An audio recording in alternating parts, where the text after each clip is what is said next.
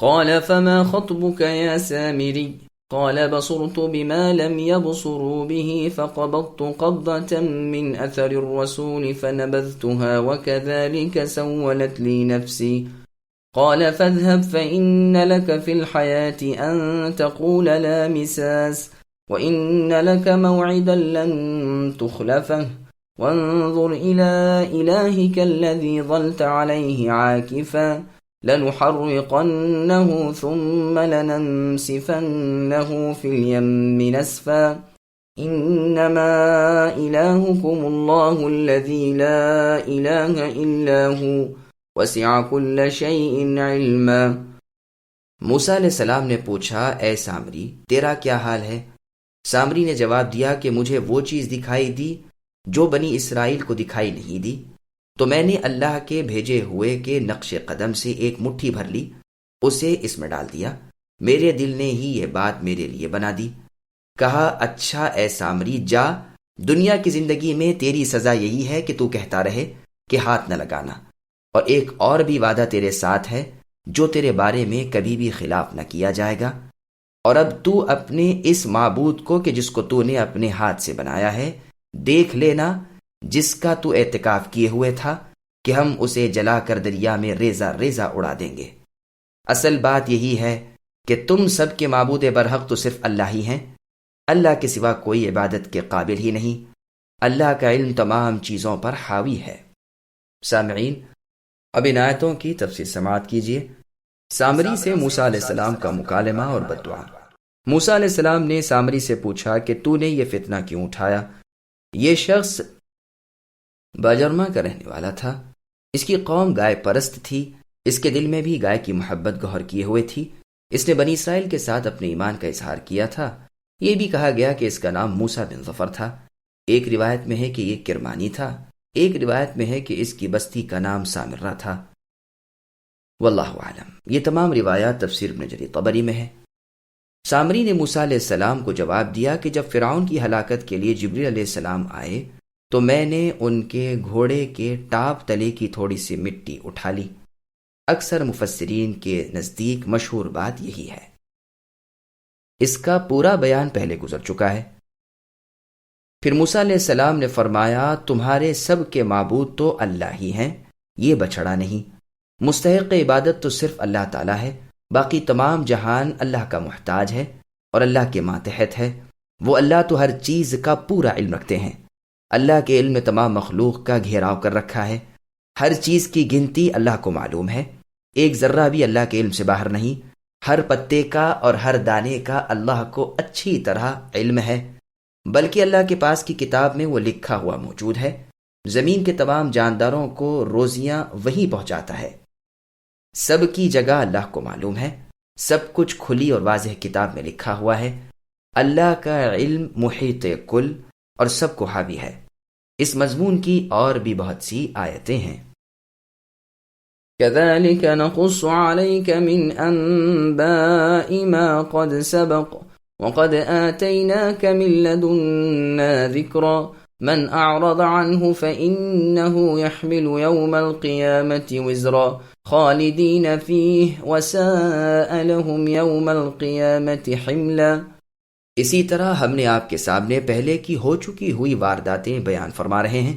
یقیناً ہم تو آپ کو اپنے پاس سے نصیحت عطا فرما چکے ہیں، اس سے جو منہ پھیر لے گا وہ یقیناً قیامت کے دن اپنا بھاری بوجھ لادے ہوئے ہوگا جس میں ہمیشہ ہی رہے گا۔ ان کے لیے قیامت کے دن بڑا برا بوجھ ہے۔ سامعین، اب ان آیتوں کی تفسیر سماعت کیجیے۔ روز قیامت اپنا اپنا بوجھ اٹھانا ہوگا۔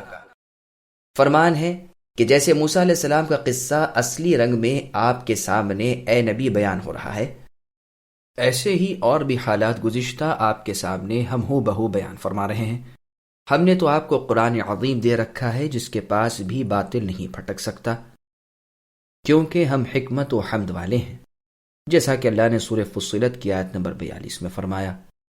کسی نبی کو کوئی کتاب اس سے زیادہ کمال والی اور اس سے زیادہ جامع اور اس سے زیادہ بابرکت نہیں ملی۔ ہر طرح سب سے اعلیٰ کتاب یہی اللہ تعالیٰ کا کلام قرآن مجید ہے، جس میں گزشتہ کی خبریں، آئندہ کے امور اور ہر کام کے طریقے مذکور ہیں۔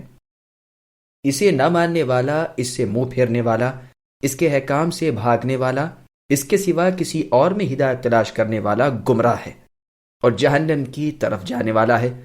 قیامت کو وہ اپنا بوجھ آپ اٹھائے گا اور اس میں دب جائے گا۔ اس کے ساتھ جو بھی کفر کرے وہ جہنمی ہے، کتابی ہو یا غیر کتابی، عجمی ہو یا عرب، اس کا منکر جہنمی ہے، جیسے اللہ نے سورہ انعام کی آیت نمبر 19 میں فرمایا، جس کا ترجمہ ہے کہ میں تمہیں بھی ہوشیار کرنے والا ہوں اور جسے بھی یہ قرآن پہنچے اسے بھی۔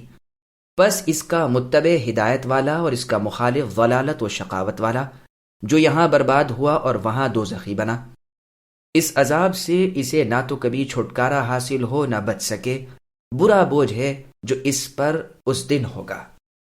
يوم ينفخ في الصور ونحشر المجرمين يومئذ زرقا يتخافتون بينهم إن لبثتم إلا عشرا نحن أعلم بما يقولون إذ يقول أمثلهم طريقة إن لبثتم إلا يوما۔ جس دن سور پھونک دیا جائے گا اور گنہگاروں کو ہم اس دن نیلی پیلی آنکھوں کے کر کے گھیر لائیں گے، آپس میں چپکے کہہ رہے ہوں گے کہ ہم تو صرف 10 دن ہی رہے، جو کچھ وہ کہہ رہے ہیں اس کی حقیقت سے باخبر ہم ہی ہیں۔ ان میں سب سے زیادہ اچھی راہ والا کہہ رہا ہوگا کہ تم تو صرف ایک ہی دن رہے۔ سامعین، اب ان آیتوں کی تفسیر سماعت کیجیے۔ جب سور پھونکا جائے گا، رسول اللہ صلی اللہ علیہ وسلم سے سوال ہوتا ہے، جیسا کہ سنن ابی داؤد اور ترمذی میں ہے، کہ اللہ کے رسول سور کیا چیز ہے؟ رسول اللہ نے فرمایا وہ ایک قرن یعنی سینگ ہے جو پھونکا جائے گا، اور ایک حدیث میں آپ نے فرمایا اس کا دائرہ بقدر آسمان اور زمینوں کے ہے، اسرافیل علیہ السلام اسے پھونکیں گے۔ اور روایت میں ہے کہ رسول اللہ نے فرمایا میں کیسے آرام حاصل کروں حالانکہ سور پھونکنے والے فرشتے نے سور کا لقمہ بنا لیا ہے، پیشانی جھکا دی ہے اور انتظار میں ہے کہ کب اللہ تعالی حکم دے اور وہ سور پھونکے۔ لوگوں نے کہا پھر اے اللہ کے رسول ہم کیا پڑھیں؟ فرمایا کہو حسبنا اللہ ونعم الوکیل علی اللہ توکلنا، یعنی اللہ ہی ہمارے لیے کافی ہے اور وہ بہترین کارساز ہے اور اللہ ہی پر ہم سب نے بھروسہ کیا۔ اس وقت تمام لوگوں کا حشر ہوگا، مارے ڈر اور گھبراہٹ کے مجرموں کی آنکھیں کیری ہو رہی ہوں گی، ایک دوسرے سے پوشیدہ کہہ رہے ہوں گے کہ دنیا میں تو ہم بہت ہی کم رہے، زیادہ سے زیادہ شاید 10 دن وہاں گزرے ہوں گے۔ ہم ان کی اس رازداری کی گفتگو کو بھی بخوب جانتے ہیں، جبکہ ان میں کا بڑا عاقل اور کامل انسان کہے گا کہ دیکھو 10 دن بھی کہاں کے، ہم تو صرف ایک دن ہی دنیا میں رہے۔ غرض کفار کو دنیا کی زندگی ایک سپنے کی طرح معلوم ہوگی۔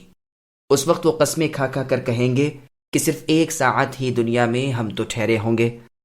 چنانچہ سورہ فاطر کی آیت نمبر 37 میں ہے اولم نعمرکم الآیہ، یعنی کیا ہم نے تمہیں عبرت حاصل کرنے کے قابل عمر بھی نہیں دی تھی؟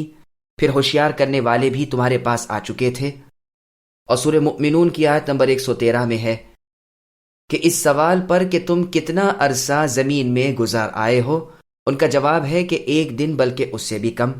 فی الواقع دنیا ہے بھی آخرت کے مقابلے میں ایسی ہی، لیکن اگر اسی بات کو پہلے سے باور کر لیتے تو اس فانی دنیا کو اس باقی آخرت پر اس تھوڑی کو بہت پر پسند نہ کرتے، بلکہ آخرت کا سامان اس دنیا میں کرتے۔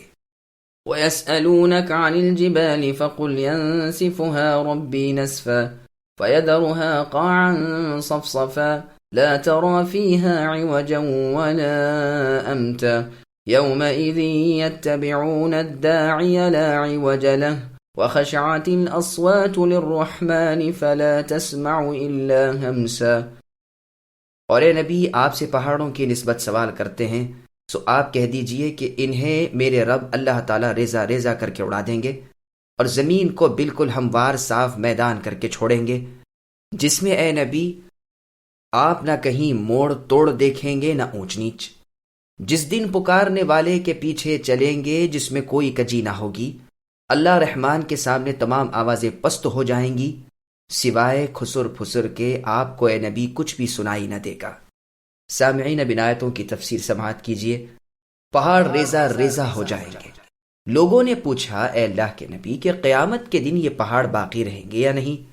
ان کا سوال نقل کر کے جواب دیا جاتا ہے کہ یہ ہٹ جائیں گے اور مٹ جائیں گے، چلتے پھرتے نظر آئیں گے اور آخر ریزہ ریزہ ہو جائیں گے۔ زمین صاف چٹیل ہموار میدان کی صورت میں ہو جائے گی۔ قاع کے معنی ہموار صاف میدان، صفصفاً اسی کی تاکید ہے، اور صف کے معنی بغیر رویدگی کے زمین کے بھی ہیں، لیکن پہلے معنی زیادہ اچھے ہیں اور دوسرے معنی مرادی اور لازمی ہیں۔ نہ اس میں کوئی وادی رہے گی، نہ ٹیلا، نہ اونچان رہے گی، نہ نیچائی۔ یہ روایت تفسیر ابن جریر طبری کی ہے۔ ان دہشت ناک امور کے ساتھ ہی ایک آواز دینے والا آواز دے گا، جس کی آواز پر ساری مخلوق لگ جائے گی، دوڑتی ہوئی حسب فرمان ایک طرف چلی جا رہی ہوگی، نہ ادھر نہ ادھر ہوگی، نہ ٹیڑھی باقی چلے گی۔ کاش کہ یہی روش دنیا میں رکھتے اور اللہ تعالیٰ کے احکام کی بجاوری میں مشغول رہتے، لیکن آج کی یہ روش بالکل بے سود ہے۔ اس دن تو خوب دیکھتے سنتے بن جائیں گے اور آواز کے ساتھ حکم برداری کریں گے۔ اندھیری جگہ حشر ہوگا، آسمان لپیٹ لیا جائے گا، ستارے جھڑ پڑیں گے، سورج چاند مٹ جائے گا، آواز دینے والے کی آواز پر سب چل کھڑے ہوں گے۔ اس ایک میدان میں ساری مخلوق جمع ہوگی، مگر اس غضب کا سناٹا ہوگا کہ داب ربانی کی وجہ سے ایک آواز نہ اٹھے گی۔ بالکل سکون و سکوت ہوگا، صرف پیروں کی چاپ ہوگی اور کانا پوسی۔ چل کر جا رہے ہوں گے تو پیروں کی چاپ تو لا محالہ ہونی ہی ہے، اور با اجازت باری تعالیٰ کبھی کبھی کسی حال میں بولیں گے بھی، لیکن چلنا بھی با ادب اور بولنا بھی با ادب، جیسے اللہ نے سورہ ہود کی آیت نمبر 105 میں فرمایا، یوم یأتی لا تکلم نفس الا بإذنہ فمنہم شقی وسعید، یعنی جس دن وہ میرے سامنے حاضر ہوں گے کسی کی مجال نہ ہوگی کہ بغیر میری اجازت کے زبان کھولیں، بعض نیک بخت ہوں گے اور بعض بدبخت ہوں گے۔